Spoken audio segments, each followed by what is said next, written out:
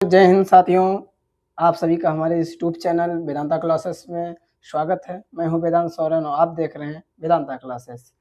आज हम जानने वाले हैं हमारे आसपास के पदार्थ। ये क्लास 9th का पहला चैप्टर है यूपी बोर्ड का साइंस का, जिसमें हम जानेंगे द्रव्य पदार्थ। ये पहली हेडिंग है और दूसरी हेडिंग है आयतन अर्थात वॉल्यूम। इन दो चीज़ों के बारे में हम इस क्लास में जानने वाले हैं। तो बिना किसी देर किए, बिना टाइम बर्बाद किए, आइए आते हैं अपने क्लास में, टॉपिक पर आते हैं। सबसे पहले दिया हुआ है द्रव्य अर्थात पदार्थ। इसको अंग्रेजी में कहते हैं मैटर। द्रव्य को अंग्रेजी में मैटर बोलते हैं और पदार्थ को अंग्रेजी में सब्सटेंस बोलते हैं। द्रव्य के बारे में हमारे प्राचीन ग्रंथों में भी बहुत सारे विचार दिए गए हैं, जिसमें महर्षि कणाद ने भी अपने विचार दिए हैं कि पदार्थ जो द्रव्य है वो जो है 5 भागों में बांटा है उन्होंने। क्षितिज जल पावक गगन समीर। तो ये चीज़ हो गया। फिर उन्होंने बताया भी है कि जो द्रव्य है वो परम अणु अर्थात बहुत छोटे छोटे अणुओं से मिलकर के बना, अर्थात जो द्रव्य है वो परमाणुओं से मिलकर के बने हैं। ये चीज़ हो गई। धीरे धीरे और चीज़ें सुधरती गई, नई नई व्याख्याएं, नई नई खोजें, नए नए विचार आते गए और आज ये विचार प्रचलित है। क्योंकि कोई पूछ रहा है आपसे कि पदार्थ किससे कहते हैं। इस दुनिया में हर चीज़ पदार्थ से बनी हुई है, चाहे आपका मिट्टी है, चाहे पेड़ है, चाहे बेंच हो, चाहे डस्टर है, चाहे व्हाइट बोर्ड है, ए टू जेड कोई भी चीज़ है, सब पदार्थ है, सब पदार्थ है। आप भी, हम और आप, फोन, कैमरा, स्टैंड, ये सब पदार्थ है। तो पदार्थ में जो परिभाषा बताई गई, डेफिनेशन, वो ये बताई गई है कि द्रव्य वो हैं जो स्थान घेरते हैं तथा उनमें कुछ ना कुछ भार होता है। अगर कोई पदार्थ है तो वो पदार्थ तभी होगा जब वो कुछ ना कुछ स्थान घेरता हो। अगर ये कलम है तो अगर मैं ये कलम जहां रखूंगा वो ये उतनी दूर की जगह कवर कर लेगा, फिर उतनी दूर में कोई दूसरी चीज, दूसरी वस्तु वहां नहीं रख सकोगे। तो ये हो गया स्थान घेरना। और दूसरी चीज, उसमें कुछ ना कुछ भार होता है। अगर इसको आप तौलोगे तो इसमें कुछ ना कुछ भार निकलेगा, वेट होगा द्रव्य। अगली चीज हम जानने वाले हैं आयतन। आयतन किसे कहते हैं? आयतन को अंग्रेजी में वॉल्यूम कहते हैं। अब कोई भी पदार्थ है, जैसे पदार्थ में आयतन होता है, उसका गुण है, सब्सटेंस है, उसका एक प्रॉपर्टी है। कोई भी सब्सटेंस है तो उसका वॉल्यूम होता है, कुछ ना कुछ होता है। तो कोई भी पदार्थ है जितना स्थान घेरता है, जितना, वो उसका आयतन कहलाता है, वो उसका आयतन कहलाता है। अगर ये मार्कर है और मार्कर मैं यहाँ रखूं और ये जो है इतनी दूरी कवर कर रहा है तो ये इसका आयतन हो गया। तो बताएगा कि कोई वस्तु जितना स्थान घेरता है वह उसका आयतन कहलाता है। और आयतन को हम घन मीटर में मापते हैं। बिकॉज जो आयतन है एक ये दूरी है। आयतन क्या होता है? दूरी होता है, कोई जगह माप होती है, जगह दूरी की माप होती है। जैसे अगर मान लीजिए एक बॉक्स है, ये बॉक्स है, तो इसका कुछ ना कुछ ये दूरी है, लंबाई है, ये चौड़ाई है और इसका कुछ ना कुछ ऊंचाई भी होगी। तो ये जो ऊंचाई है ये भी कुछ दूरी है। तो जो आयतन है इसमें जो लंबाई गुणे चौड़ाई और ऊंचाई तीनों का गुणा कर दिया जाता है। और चूंकि ये दूरी है और दूरी को हम मीटर में मापते हैं, इसलिए तीनों मीटर, अर्थात लंबाई का भी मात्रक मीटर है, चौड़ाई का भी मात्रक मीटर है, ऊंचाई का भी मात्रक मीटर है। और जब एक ही नंबर्स का हम जब कई बार गुणा करते हैं तो वो जो है एक सिस्टम है जिसको बोलते हैं घन, क्यूब। क्यूब सिस्टम है। क्यूब सिस्टम में हम उसे लिखते हैं। और क्यूब सिस्टम क्या है? घातांक होती हैं और तीसरी घात लगाते हैं उस नंबर के ऊपर, तीसरी घात। अगर कोई मान लीजिए संदूक है और उस संदूक की लंबाई 1 मीटर है, चौड़ाई 1 मीटर है और ऊंचाई भी 1 मीटर है, तो उस संदूक का आयतन कितना हो जाएगा? लंबाई गुणे चौड़ाई गुणे ऊंचाई बराबर जितना है वो उसका एक एक है, तो 1 मीटर क्यूब, 1 मीटर घन, 1 घन मीटर, ये इसका आयतन हो गया। 1 घन मीटर में अगर पानी है तो पानी का जो घनत्व है और जो पानी का आयतन है, तो 1 मीटर क्यूब के किसी भी बर्तन में जो पानी की मात्रा है वो 1000 लीटर आएगी। 1000 लीटर, 1000 लीटर पानी आएगा किसी भी 1 मीटर लंबाई चौड़ाई ऊंचाई वाले बर्तन में, और 1 लीटर पानी 10 क्यूब सेंटीमीटर में आएगा। 10 सेंटीमीटर लंबाई चौड़ाई और ऊंचाई वाला अगर कोई बर्तन है तो उसमें 1 लीटर पानी आएगा।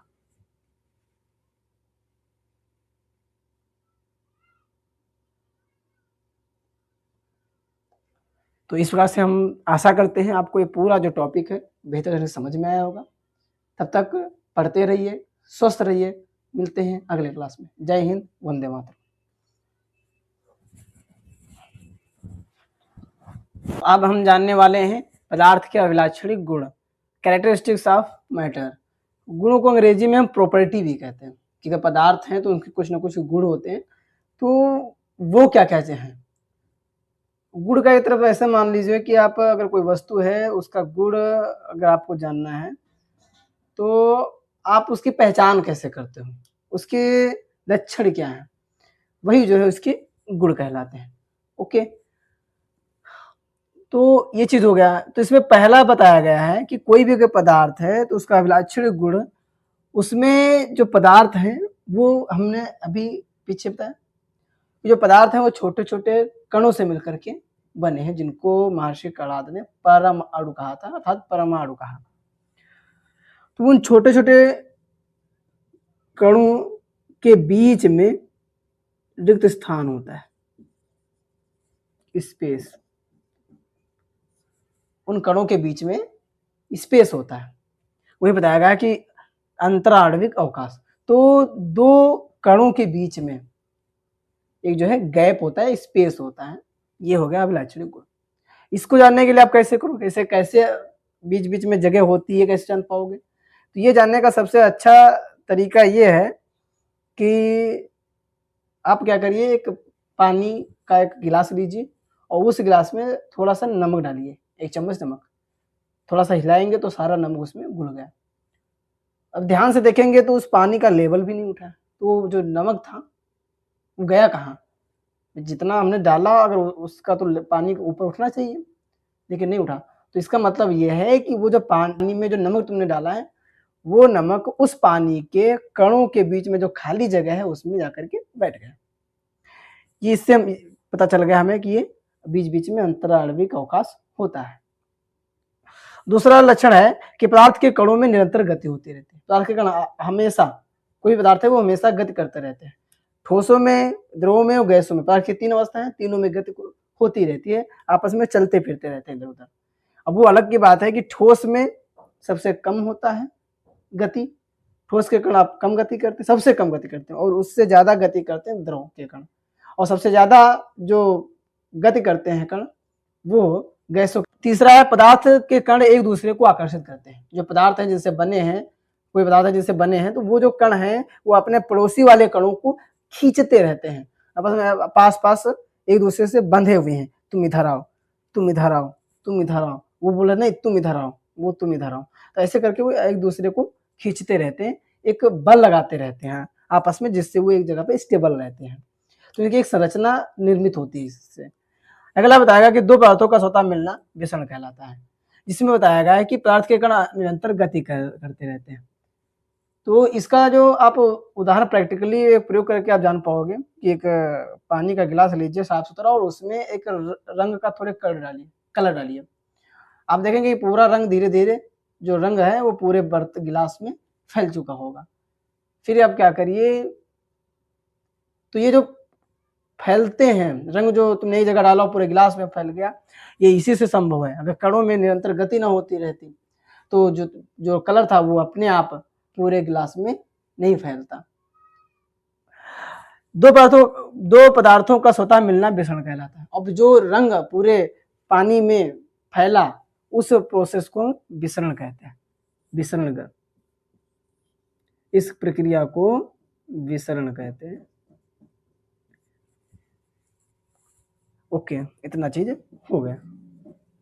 अच्छा, एक चीज और है कि विसरण को प्रभावित करने वाले कारक है।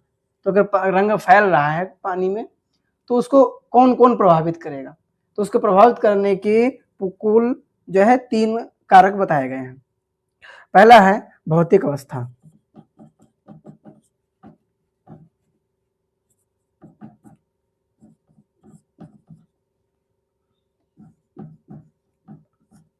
भौतिक अवस्था, भौतिक अवस्था पर निर्भर करेगा कि उसमें विसरण की दर जो होगी कितनी तेज होगी, कितनी धीमी होगी। क्योंकि हमने अभी आपको बताया है कि जो विसरण है, विसरण निर्भर करता है कणों की गति पर, और ठोसों में जो उनके जो कण हैं वो सबसे कम गति करते हैं, उनके पास गतिज ऊर्जा कम होती है, वो उनमें ज्यादा बल होता है दूसरे को खींचने का, जिससे वो जगह पे स्टेब्लिश रहते हैं। जबकि उनसे ज्यादा जो गतिज ऊर्जा होती है वो द्रवों के कणों में ज्यादा होती है, और गैसों के कणों में तो बहुत ही कम होती है, गतिज ऊर्जा बहुत ही कम होती है। ठोसों से कम होती है द्रवों में, और द्रवों से कम होती है गैसों में। गैस के कण एकदम बिंदास फ्री रहते हैं, वो कहीं भी आए जाए, कोई किसी को कोई घंटा फर्क नहीं पड़ता है। तो ये भौतिक अवस्था पर निर्भर करता है। भौतिक अवस्था अगर ठोस है तो उसमें विसरण की दर धीमी होगी, अगर गैस है तो उसमें सबसे ज्यादा होगी। तो सॉलिड में सबसे कम होती है, ये जो है घटता क्रम है, और उससे जो ज्यादा विसरण की दर होती है वो लिक्विड में होती है, और उससे ज्यादा होती है गैसेस में। ये जो है विसरण का बढ़ता क्रम है, इधर घटता क्रम है, विसरण का घटता क्रम। अगली चीज हम जो जानेंगे वो जानेंगे तापमान, टेम्पर। जैसे टेम्परेचर होता है, तो टेम्परेचर पर जो निर्भर करता है विसरण की दर। विसरण ज्यादा होगा, अगर तापमान ज्यादा है तो विसरण की दर भी तीव्र हो जाएगी। जैसे आपने सब चीनी घोलते हुए देखा होगा, तो चीनी ऐसे आप घोलोगे तो देर में घुलेगी, लेकिन अगर वही पानी को गर्म कीजिए और उसमें फिर चीनी डालिए तो चीनी तुरंत घुल जाएगी। तो तापमान जो है वो डिपेंड करता है, विसरण की दर डिपेंड करता है तापमान पर। तापमान ज्यादा, विसरण की दर ऊंची, तापमान कम, विसरण की दर धीमी। ये चीज हो गई। अगली चीज है वो ये है कि घनत्व, पदार्थ का जो घनत्व होगा, डेंसिटी।